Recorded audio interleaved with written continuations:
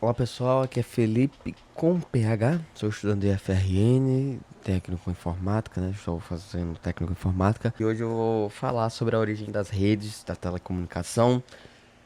Vou tentar gravar alguns vídeos sobre redes de computadores e eu vou gravar na ordem que meu professor ensinou pra gente os conteúdos. E a primeira coisa que ele ensinou pra gente foi sobre a origem das telecomunicações, pouco sobre essa história. Primeiro ele falou sobre o passado. E a comunicação ela surge da necessidade do ser humano de passar informação para o outro. Os homens, os primeiros homens, né, de acordo com alguns estudos, eles se comunicavam através de gestos, posturas, gritos e grunhidos, imitando sons da natureza para tentar passar a informação. Depois que se desenvolve a comunicação dessa forma aqui, que começa a se desenvolver a fala, os idiomas, lá por 320 a.C., na civilização dos Sumérios, vai surgir a escrita cuneiforme, que foi amplamente utilizada. Aí depois a gente tem esses dois pontos que falam algumas formas de comunicação à distância que eles usavam antigamente. É que é o uso de mensageiro a pé, a cavalo, sistemas como correios postais, o básico, né, os correios postais básicos, uma sinalização visual, fumaça, essas coisas.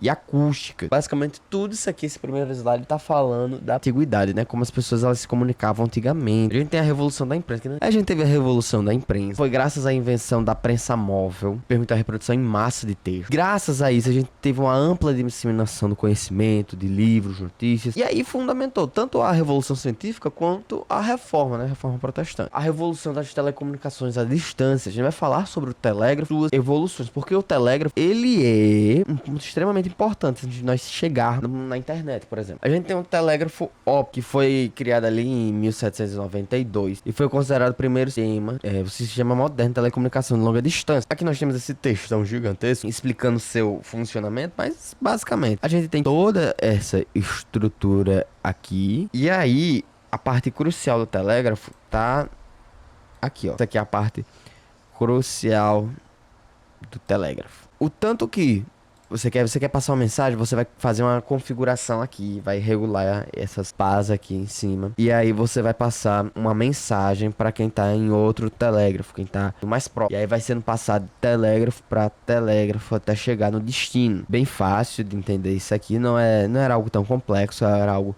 100% mecânico. E aí o sistema ele foi largamente adotado na França e em outros países europeus ao longo do primeira metade do século XIX. Só que ele entrou em declínio e caiu em desuso com o advento e a rápida expansão de quem? Do telégrafo elétrico a partir da década de 1840. E aí o telégrafo elétrico, ele foi o primeiro sistema de comunicação rápida e a longa distância usando eletricidade. E aí a gente vai ver o seguinte: como é que ele funcionava? A comunicação ela era feita através de impulsos elétricos enviados por um fio de metal entre duas estações. O operador usava uma chave telegráfica para criar pulsos curtos, pontos e longos.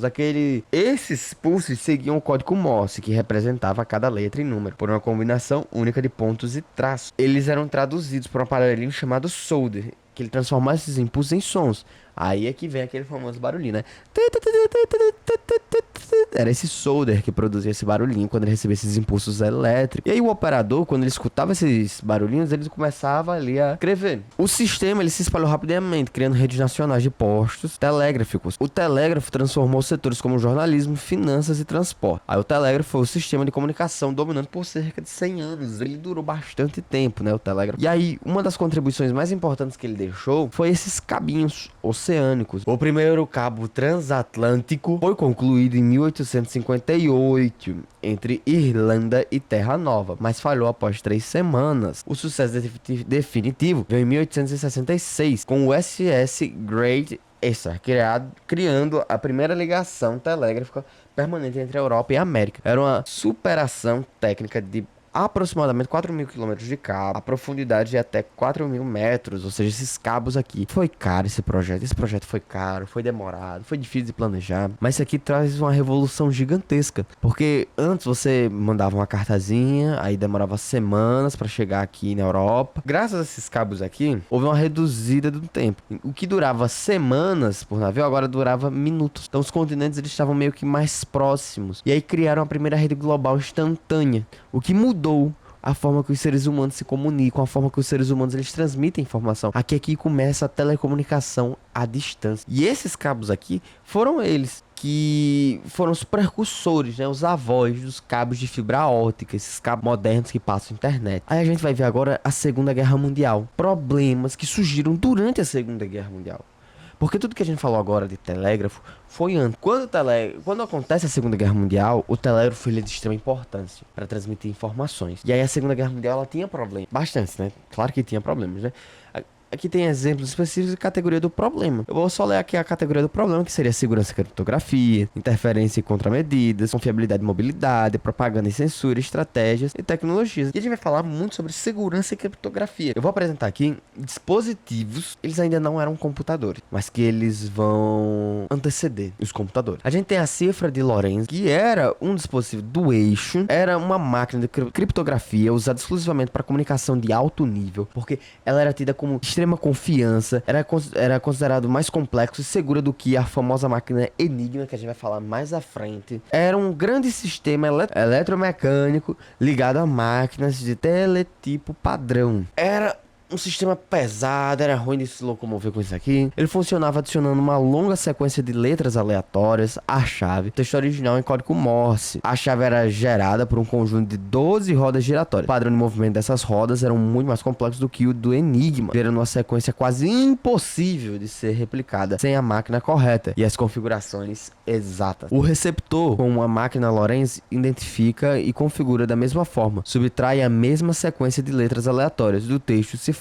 revelando a mensagem original. Para quebrar essa cifra, houve o Colossus, que é justamente para derrubar a cifra de Lorenz. Foi projetado e construído no Park Blend, Centro Britânico de Decifração de Código, durante a Segunda Guerra Mundial. É aqui que vai nascer o primeiro computador. O pai da computação vai estar nesse centro, né, de decifração de código. Sua única e exclusiva função era quebrar as mensagens ultra secretas criptografadas pela máquina alemã Lorenz, apelidada de Turing. Então, o Colossus ele foi basicamente um conjunto de computadores aqui para quebrar essa cifra. Só que ele não era programado como os computadores modernos, com linguagem de programação, obviamente, né? Sua programação era feita através de, primeiro, painéis de interconexões, que eram cabos que eram plugados para definir a lógica da operação. Depois vinha leitora de fita de papel, lia a mensagem cifrada que chegava a 5.000 caracteres por segundo, uma velocidade alucinante para a época. Sua função era realizar milhões de cálculos lógicos para testar possíveis configurações das rodas da máquina Lorenz, até encontrar a chave correta que revelava a mensagem original. E aí nós temos o Enigma. Aí a gente vai ver que era uma máquina de criptografia eletromecânica portátil, ou seja, amplamente utilizada pelas forças armadas e governo da Alemanha nazista a partir dos anos de 1930. Seu objetivo era criptografar comunicações secretas, mensagens de rádio, de forma considerada inquebrável, protegendo ondas militares e relatórios de inteligência e movimentações de tropas. A parte central da máquina era um conjunto de rotores, geralmente de 3 ou 4, que giravam mecanicamente a cada letra digitada. Cada rotor tinha uma fiação interna que substituía uma letra por outra. Quando um operador pressionava uma tecla do teclado, exemplo, letra A corrente elétrica passava pelos rotores que a embaralhava em um caminho único. Um refletor no final do circuito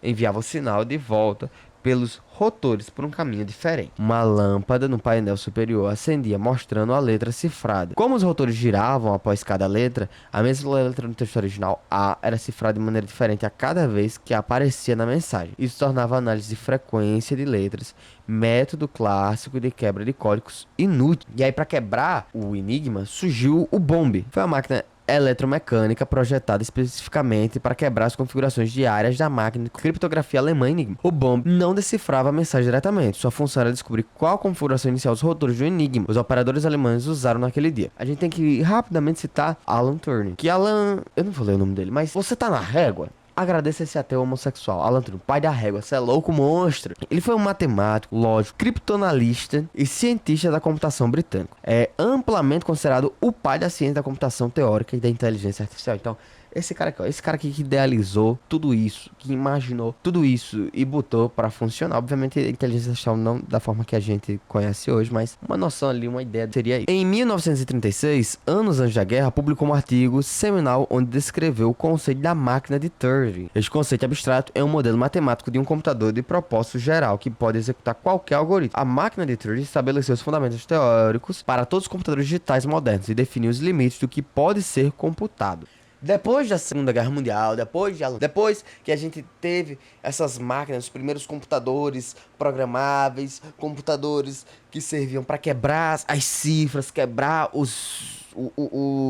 esqueci agora, quebrar as criptografias, a gente tem depois da Segunda Guerra Mundial, a Guerra Fria, que aí é o terreno para o avanço. Infelizmente, a guerra, ela é sempre... Porque é no momento de guerra que um país, ele começa a investir mais na tecnologia, não para fins científicos, basicamente, não para fins de avanço da humanidade, mas para fins de destruição do seu inimigo. Então a tecnologia, ela sempre avança, infelizmente, nesses cenários de guerra, porque é o momento que o Estado, ele começa a investir com força. E a Guerra Fria, ela não foi uma guerra direta, foi uma guerra muito ideológica, foi uma guerra financeira para saber quem era o país mais avançado, mais tecnológico. E era uma guerra que era travada entre a União das Repúblicas Socialistas e os Estados Unidos da América. Foi também, né, capitalismo versus socialismo, né, essas duas ideologias. Foi uma guerra ideológica e tecnológica. Diversos avanços ocorreram durante essa época. A corrida espacial e outras corridas aconteceram para demonstrar qual país ele era mais avançado e poderoso. E o desenvolvimento da comutação de circuitos e de pacotes. E a gente tem que falar rapidamente sobre o que é essa comutação de circuitos e de pacotes para a gente poder falar um pouco sobre a ARPANET. A comutação de circuitos é um método de implementação de uma rede de telecomunicação na qual dois nós de uma rede estabelecem um canal de comunicação dedicado através da rede antes que os nós possam se comunicar. Então você tem dois nós, seriam... Eu vou falar aqui telefone. Vamos botar aqui, ó. Você tem um telefonezinho aqui,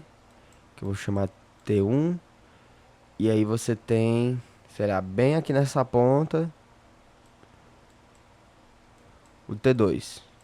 Na comutação de circuito, você vai ter vários circuitos aqui, vários nós aqui, ó.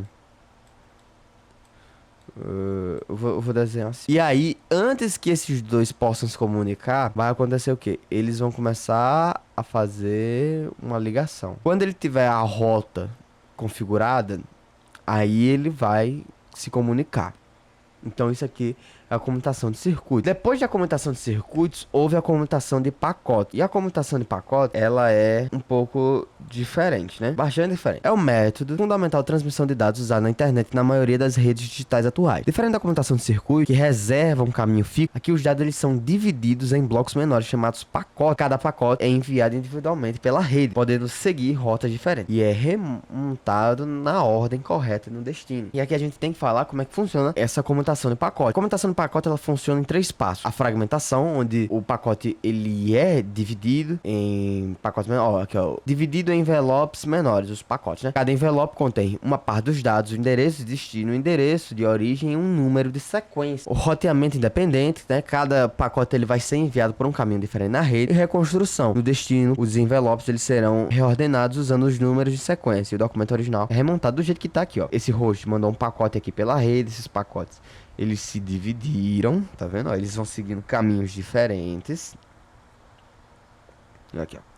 Até chegar no host 2, que a gente vai falar sobre o que é host, e aí eles se montaram. E aí a gente vai falar agora sobre a ARPANET, pra poder chegar na internet e encerrar esse vídeo. Vamos falar aqui da ARPANET, que é a mãe da internet, a avó da internet, ancestral da internet. A ARPANET, ela foi uma rede de computadores pioneira criada em 1969. Ela foi financiada pela ARPA, que é a agência de pesquisa do Departamento de Defesa dos Estados Unidos, no contexto da Guerra Fria. Seu objetivo principal era testar e validar a teoria da comutação de pacotes em larga escala e criar uma rede de comunicações robusta que pudesse sobreviver a falhas ou ataques. A ARPANET aqui, o funcionamento, né, foi a primeira rede operacional a implementar a comutação de pacotes como padrão, usando uma arquitetura distribuída. A comunicação era feita através de computadores dedicados, chamados Interface Message Process e EMPs, que funcionavam como primeiros roteadores. Eles encaminhavam os pacotes de dados. A rede conectava-se inicialmente a centros de pesquisa universitários e laboratórios como o UCLA, Stanford, UCSB e a Universidade de Utah.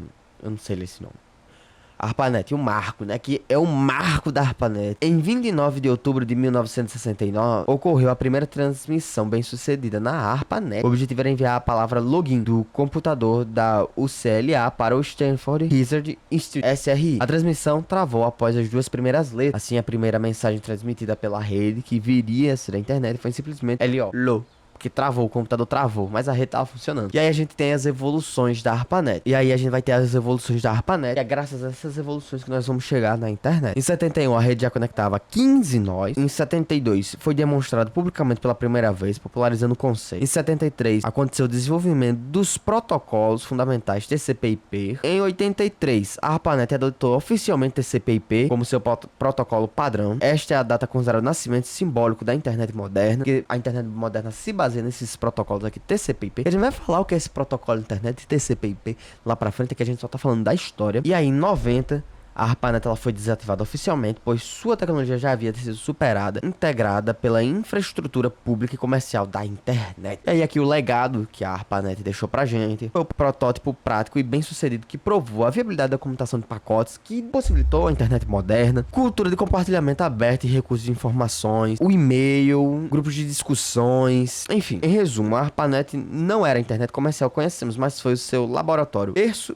e prova do conceito definitivo. E aí a gente chegou agora à internet que a gente conhece hoje. A internet é essa que ela, para alguns, né, alguns chamam de rede mundial de computadores. Aí nós temos base tecnológica e expansão dessa internet moderna. O sistema global da internet moderna opera como um conjunto do protocolo TCP/IP, que aí esse protocolo ele surgiu ali na ARPANET. A tecnologia da comutação de pacotes, que também surgiu ali na ARPANET, que foi introduzido no caso na ARPANET, foi testado tudo isso na ARPANET. A infraestrutura da internet moderna, ela é formada pela interligação de milhares de redes privadas, públicas, até acadêmicas e governamentais, por meio de cabos de fibra ótica, tecnologias sem fio e satélite. Então tudo isso aí junto forma a internet. É um conjunto gigantesco, é um recurso massivo de informação. Em 2012, mais de 2,4 bilhões de pessoas usavam a internet, um aumento de aproximadamente 100 vezes em relação à década de 95. E aí a gente tem aqui a popularização de serviços principais, como o www, que permitiu a gente ter essa internet como a gente conhece hoje. E é também graças ao www, né, a web, que permitiu a navegação por página, né, o HTML, CSS, surgiu junto com o www. A internet, ela é fundamental